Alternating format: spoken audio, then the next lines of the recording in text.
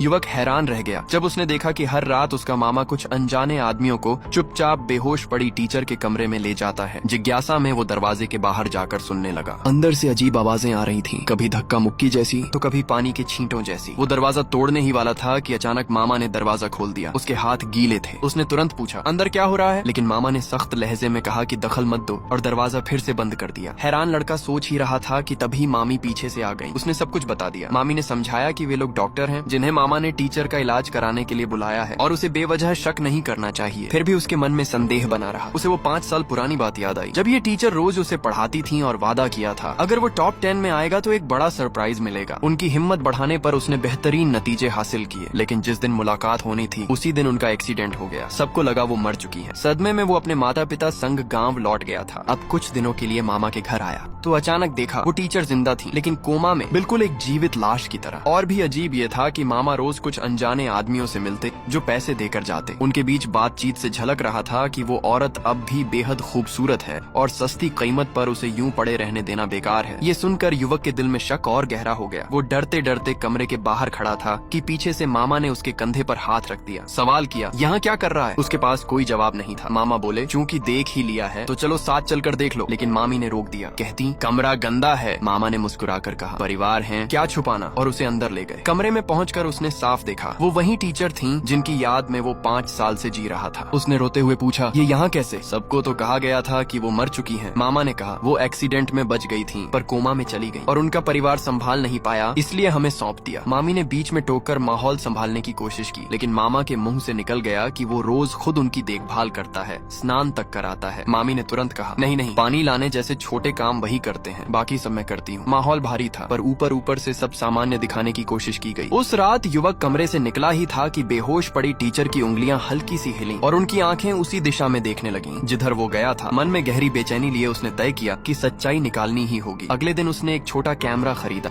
और चुपके से मामा मामी की चाय की प्यालियों में फिट कर दिया। थोड़ी देर बाद मामी अचानक गिर पड़ी। मामा घबराकर भागते हुए लौटे और तुरंत समझ गए पानी में कुछ मिलाया गया है। युवक अपने कमरे में गया और कंप्यूटर पर फुटेज चेक करने लगा। स्क्रीन पर साफ दिख रहा था, मामी खुद कमरे में आती हैं